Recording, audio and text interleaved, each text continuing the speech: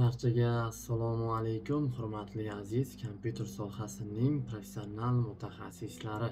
G'oyibona Word dasturi bo'yicha 44-amaliyot darsida ko'rishib turganimizdan xursandman. Bugungi amaliyotimiz ham oldingilaridan-da juda ham qiziqarli va foydali bo'ladi degan umiddaman. Va shu o'rinda ko'pchilikni bilamanki, kompyuter sohasini o'rganishni endi boshlagan. Shuning uchun ham kanalimizning maxsus guruhi mavjud. Bu guruh sizlarga kompyuter savollaringiz bo'yicha istalgan javoblarni taqdim etadi. 24 soat guruhimiz onlayn. Va guruhimizni linkini esa video izohida qoldirib ketaman. Sizlar navbatdagi darsga tayyor bo'lsalaringiz, bugungi darsni boshladik.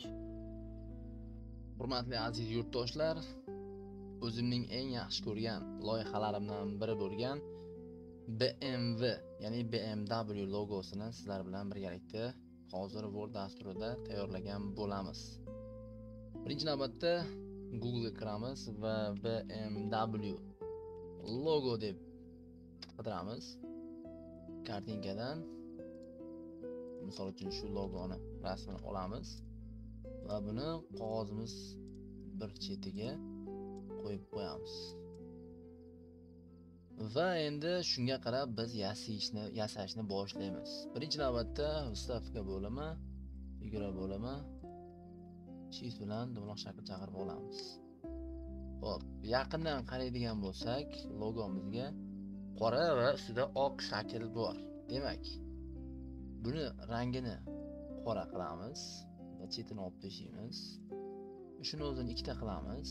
Buni esa ichini olib tashlaymiz va chetiga oq rang beramiz. Va shift bilan kichraytirib buni mana bu aylanamiz ustiga joylashtiramiz. Xo'p, ko'rib turganlaringizdek joylashdi. Ana endigi navbat BMW degan yozuvda yozishdan oldin uning ichidagi shaklni qo'yamiz. Yana Ctrl bilan tortaman va shift bilan chizib olaman. O'rtaga mishkani o'ng tarafi zarifga oq rang berib qo'yib olamiz. Xo'p.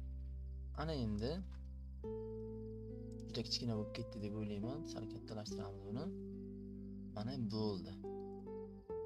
Ana endi vstavka bo'limi, figura bo'limidan eng muhim joyi. Mana bu shaklni qanday chaqiramiz? Bu shakl Word dasturida mana bu chast krug deyiladi. Buni biz shift bilan chizib olamiz. Va buni ko'pchilik bilmaydigan nozik nuqtasi mana bu sariq nuqta hisoblanadi. O'sha bilan biz bunday qilib shiftni bosgan holatda chorak qismini qoldiramiz. Va buni shift bilan kattalashtirib chetini olib tashlaymiz va rangini ochroq ko'k rang berib qo'yamiz. Xo'p, taxminan shunaqa bo'la qolsin. Ctrl bilan tortaman va mana bunday qilib bu tarafiga qo'yamiz. O'zi bu tarafda oq rang yo'q, ko'ryapsizlar. Shuning uchun buni sekingina pastga qo'yib qo'yamiz. Mana. Azizlar, nima deysizlar bunga? Shift bilan yanada kichraytirishimiz mumkin. Bo'ldi. Mana. Va endi BMW degan yozuvni yoza olamiz. Vstavka figura adan shift mushlab chizib olamiz yozuv maydonini. Ichiga B harfini katta harf bilan yozib, shriftini qalin qilib kattalashtirib olamiz. Va orqa fon rangini olib tashlaymiz. Zarifkani net zarifga, kontur net kontur. Va B'mizning rangi qora bo'lgani uchun buni mana bu joydan oq rang berib olamiz. Olib kelamiz. Oq shakl juda ham kichkina bo'lib ketgan ekan, shuning uchun kattalashtirib olamiz.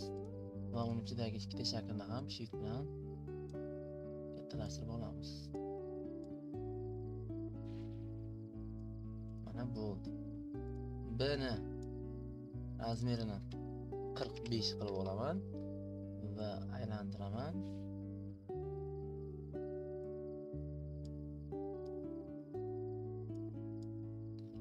Ctrl bilan tortib ko'paytiramiz va buni endi M deb qo'yamiz.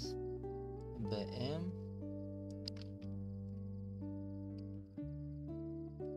va yana Ctrl bilan tortib buni esa W qilamiz. Qarabsizlarki, BMW logosi tayyor holatda. To'g'ri, ba'zi bir joylari o'ziday bo'lmagandir shriftlari, lekin shunga o'xshash holatga olib keldik. Mana buni esa Ctrl bilan tortib yanada kattalashtirib to'g'irlasak bo'ladi. Shift bilan tanlab olgan holatda. Mana azizlar, o'zlaringiz baho berishlaringiz mumkin. Demak, bu loyihamizdan keyingi loyihamiz esa bizni avtomobil raqami. Demak, ikkinchi loyiha avtomobil raqami uz avto nomer deb yozamiz. Kartinkaga kiramiz. Hop. Uz avto nomer. JPG. Mana ko'rishlaringiz mumkin. Aynaqangi bir raqamni hozir sizlar bilan birgalikda yasab ko'rishga harakat qilamiz. Hozir men buni rasm olaman. Yangi varaq ochib olaman. Hop. Ctrl V bilan chaqirib olaman rasmni.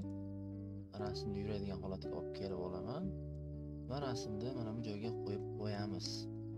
Demak, birinchi navbatda maket bo'limi yo'q, выставка bo'limi, figura bo'limidan yassi to'rtburchak shaklini chaqirib olamiz. Hop, hammaga o'ylaymanki tushunarli bo'lyapti. Bundan keyin xo'p, ichini olib tashlaymiz. Zalifga, net zalifga, kontur qora. Mana. Xo'p. Navbatdagi ishimiz buni qalin qilishimiz kerak. Talchinadan 4,5. Ko'rishlaring mumkin. Xo'p, ana endi mana bu ikkita nuqtasini yasab olamiz. Osonroq nuqtani, ya'ni dumaloq shakl bilan ko'ryapsizlar. Unga rang berib olamiz. Zalifkadan qora rang, chetini olib tashlaymiz. Va kontur bilan tortib ikkita qilamiz. Hop. Mana. Hop. Bo'ladi. Ana endigi navbat buning ichidagi mana bu tayoqchaga. Bu tayoqchani biz to'g'ri chiziq bilan chizib olamiz. Mana bunaqasiga chizamiz va buni rangini qora qilamiz va buni qalinligini 3 qilamiz. Yo'q. Buni ham 4,5 qila qolaylik. Ana endigi navbat uning ichidagi raqam yozuvlariga. Demak, 01 raqamini kichikroq qilishimiz kerak ekan. Misol uchun biz Surxondaryo viloyatidan bo'lganimiz uchun biz 75 qo'yamiz. 75 shriftini esa baxin shrift qilib olamiz. Va orqa fon rangi bo'ladi, mana olib tashlaymiz. Mishka o'ng tarafi zalifga net, chetini esa kontur net qilamiz va kattalashtirib olamiz. Yana ozroq kattalashtiramiz. Mana bo'ldi. Endi Ctrl bilan buni tortamiz. Mana bu chiziqni sargina o'ngroq qilib qo'yaylik. Raqamni ham. Mana bo'ldi. Ana endigi navbat ichidagi raqamga. Misol uchun ismimizni bosh harfi M O'zbek. Xo'p, tug'ilgan yil sanamizni qo'yishimiz mumkin. Misol uchun 098 raqamini yozaman. Mana отчество va familiya. O'zbek Mavlonov Hoji Muhammad o'g'li bo'lsa, X yumshoq X qo'yib qo'yaman. Mana. Siz turganlaringizdek raqamda hozirchalik razmer katta bo'lganligi uchun bizni joy yetishmovchiligi bo'lyapti. Bunaqa paytda biz mana bu tayoqchani bu yoqqa surib, tak to'g'rilab olishimiz mumkin. Hop, mana va mana.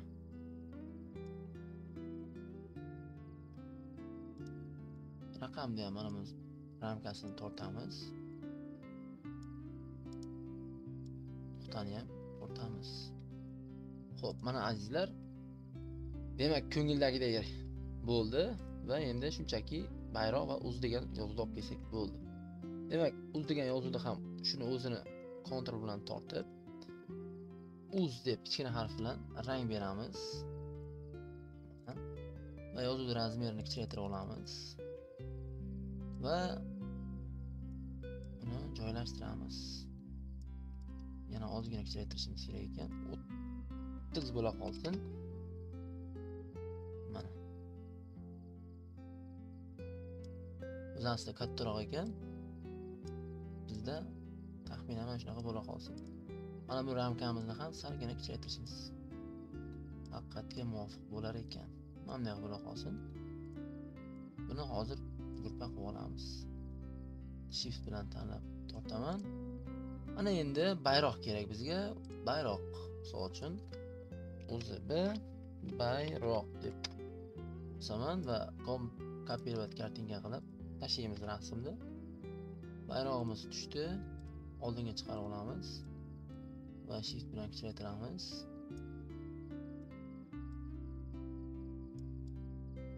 Ichiga bayroqni ham qo'yamiz.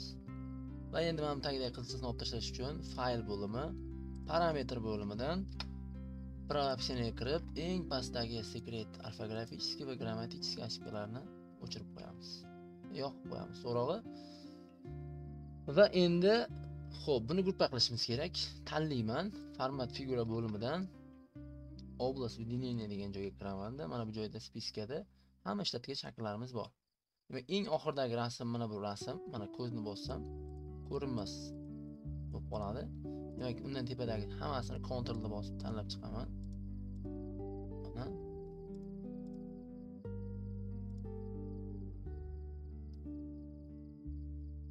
Mana.